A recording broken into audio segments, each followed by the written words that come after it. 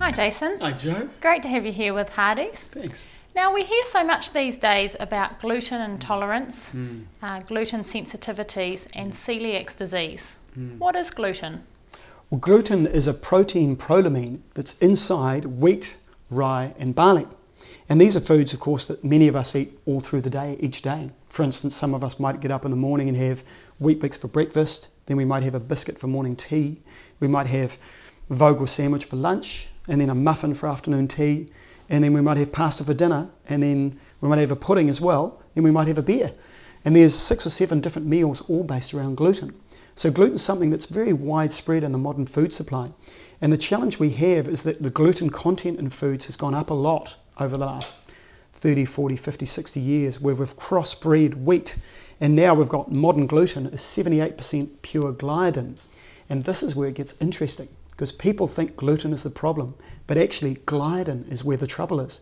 Now gliadin is an intestinal irritant that actually gets into your small intestine, and your small intestine has these things called villi, which are these little arms where we actually grab the nutrition as they come through our digestive tract. And gliadin is an intestinal irritant that rubs down on the villi and causes them to not absorb our food as well. So hence you get people ending up with iron problems and calcium absorption problems, leading to other diseases as well if they're eating too much gluten. So gluten for a lot of people is a real problem, and it's very, very widespread in the current modern food supply. So which foods would you typically find gluten in? Well, gluten is in wheat products, so anything that contains wheat, whether it's wheat bran or wheat flour or white flour, anything with rye or rye bran of any sort, and anything with barley as well. So anything with those 3 different food mixes in them, or those ingredients, will contain gluten. And now gluten, funnily enough, is in most grains, but in such small amounts it doesn't cause problems for people, but those 3 are the real troublesome ones.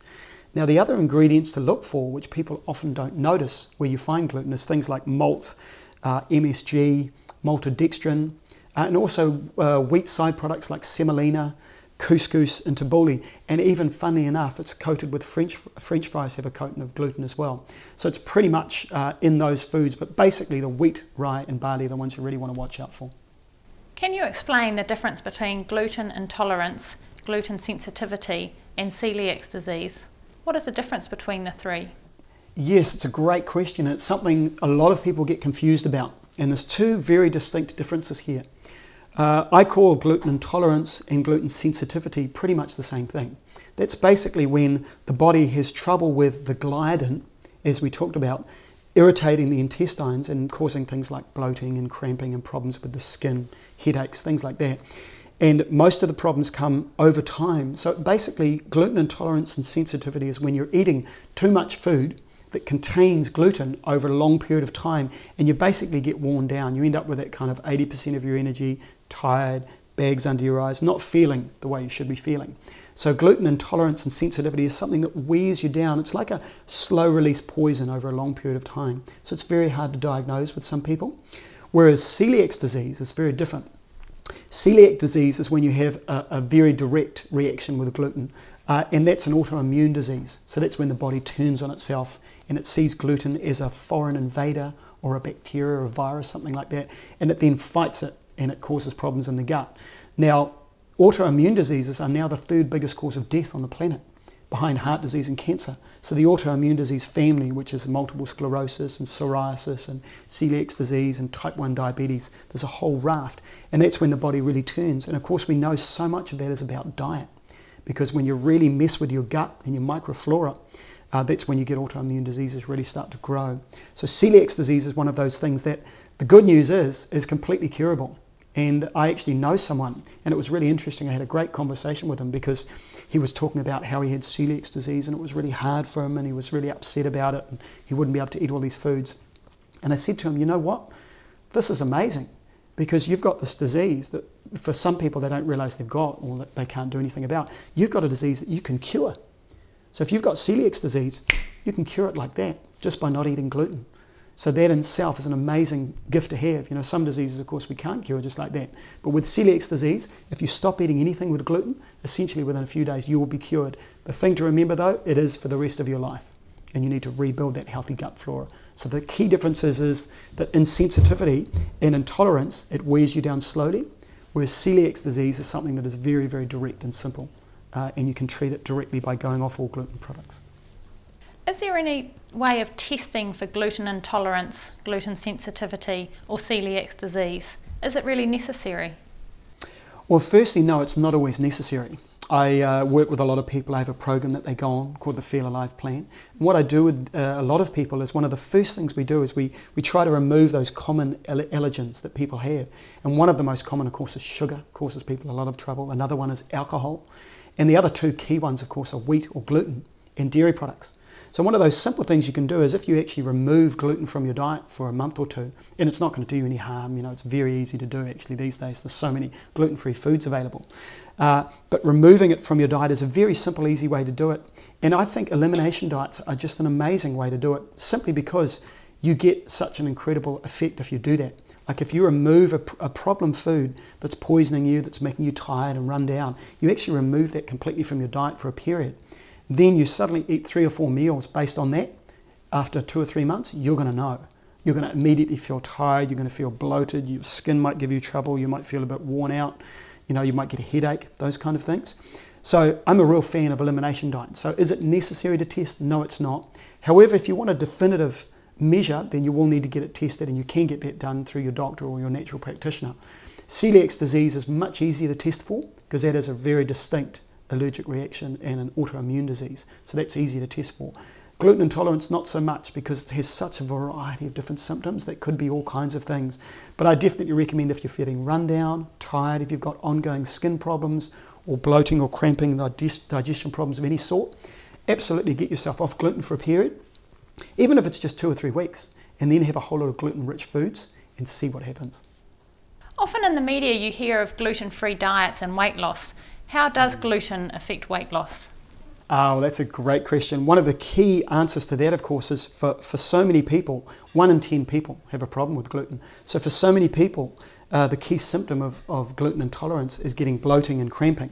So of course, if you're getting bloating and cramping, you're holding weight there, and you start to feel overweight, and you start to stack on the weight, so much of that is about absorption in the gut. So if you actually remove gluten and go into a gluten-free diet, firstly you'll notice that you'll probably decrease the amount of sugar that you eat and processed foods. Because if you actually look at what are the foods that are available and you're not eating gluten-rich foods, suddenly you'll find that you actually have to make more fresh foods, you have to improve your diet overall. So part of the fallout of going onto a gluten-free diet is simply that you start to eat better. So that's the first thing. But the second thing is, if gluten is giving you that problem, which for many people it is, when you remove that, suddenly your gut gets happier, the bloating goes down, and of course you start to get much more effective weight loss. And part of that is what the gut bacteria are doing in your gut. Firmicutes, Bacteroidetes, Actinobacteria, these are the big groups of bacteria in your gut. And when they start to flourish and grow in a more healthy way, then you do get sustained weight loss. So 2 key things with a gluten-free diet. 1, you eat better, and secondly, you take away this irritating problem that is causing the weight to stay on. I certainly notice a difference when I eat gluten, my energy levels in the afternoon. Can you explain why this is? Yes, well, if you can imagine that you're just slowly being poisoned by something. If you're eating something every day that just wears you down and slowly poisons you, you imagine if you suddenly remove that food or that poison from your environment, how you would immediately start to feel better.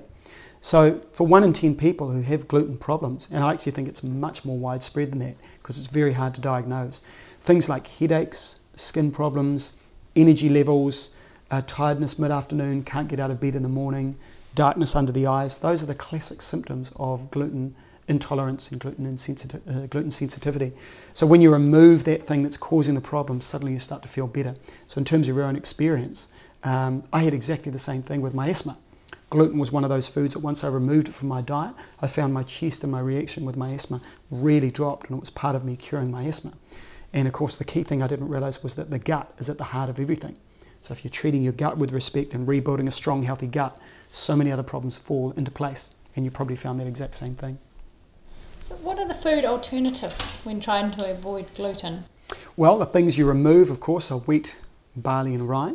And the things that you can eat and base your diet around, primarily brown rice is gluten-free. Funnily enough, even glutinous rice is gluten-free. So any kind of brown rice at all. I don't recommend white rice for obvious reasons, that the good husk and insoluble fibre has been removed. So any kind of rice, corn is gluten-free, millet is gluten-free. It's a wonderful staple grain from Africa that our kids have a lot for breakfast in the mornings. Also things like quinoa, vegetable seed, which is a wonderful little super high protein seed that you can sprout or you can have for breakfast or mix in with rice.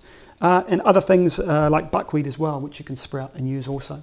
So those are the kind of basic grain alternatives that you can go onto. And of course there's a whole range of other things that are gluten-free, like all fruits, all vegetables, all nuts, all seeds and all legumes. So all of those foods are completely gluten-free. Jason, you recently gave me your raw muesli recipe, which is just delicious, high in fibre and so filling.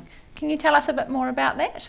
Yes, it is. It's a great little recipe, isn't it? You can have it raw. It gives you your prebiotics and your probiotics, which we'll talk about another day, and your vitamins, polyphenols, soluble fibres and things. It's a wonderful high fibre super breakfast to have. It's really, really good because it is raw and it contains all that goodness. The other thing is it's based around oats. Now, oats are an interesting thing because for a long time people considered they were high gluten and that they shouldn't be eaten. So people considered alongside wheat, rye and barley you shouldn't have oats. However, oats actually contain no glutens. They contain avenins.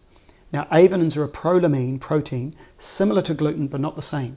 So for some people, for instance, as a celiac, some celiacs can tolerate oats in small amounts, particularly if they're raw.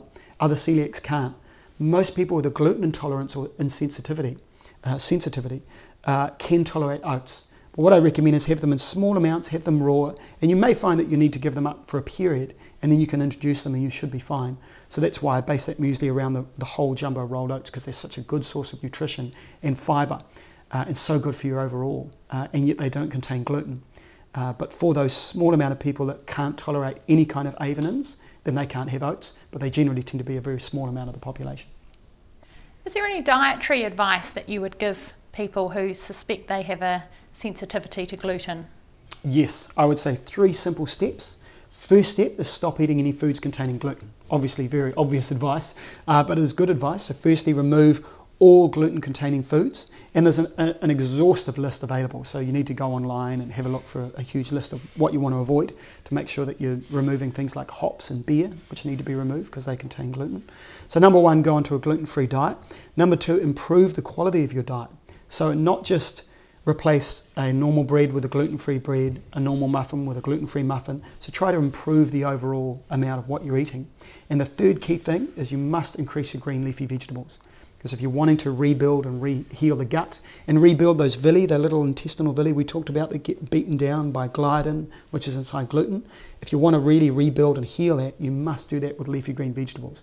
They contain no gluten, and they contain all the different plant polyphenols and nutritional aspects that we want to rebuild our gut. So 3 things: gluten-free diet. Don't just replace everything you normally eat. You must actually have a radical overhaul of your diet, and you must dramatically increase the amount of green vegetables that you eat. So we know wheat, barley and rye are the foods to avoid if we want to be gluten-free.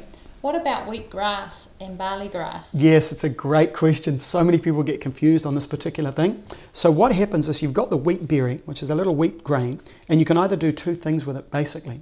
One, you can either take it as it's dry, grind it into flour, and then you remove the insoluble fibre and things, it becomes white flour, and you make the fats rancid, then you add additives to it, and then we make bread and things out of it. What I call that is wallpaper paste. However, for a lot of us, we make it into bread. So one thing you can do with wheat is turn it into this thing that's got high levels of gluten, and gluten causes us problems and basically gives us that sticky, bound up kind of stomach.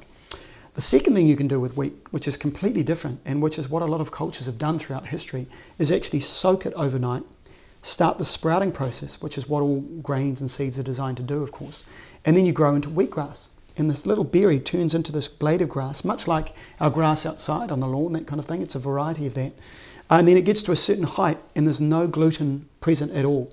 So barley grass and wheatgrass have no gluten at all in terms of the grass content. So that's then chopped, ground into powder, and then you can have that as a supplement. So as a backup supplement to a gluten-free diet, barley grass or wheatgrass are brilliant. Absolutely brilliant, because they give you all that nutritional aspect that the wheat and the barley grass have, but none of the gluten. So it's a wonderful supplement to have. So anything that either is rich in your leafy greens, which you really need to rebuild your gut, so lots of leafy green vegetables, lots of fresh fruit and vegetables, And also supplements that are like barley grass or wheatgrass or spirulina or even chlorella. So anything that is in that high green chlorophyll content is very, very good if you're on a gluten-free diet for giving you that kind of nutrition that you'll be missing out on. Thank you, Jason. That's been most interesting. Pleasure. And we look forward to seeing you again in a few weeks. Yeah, that'd be great.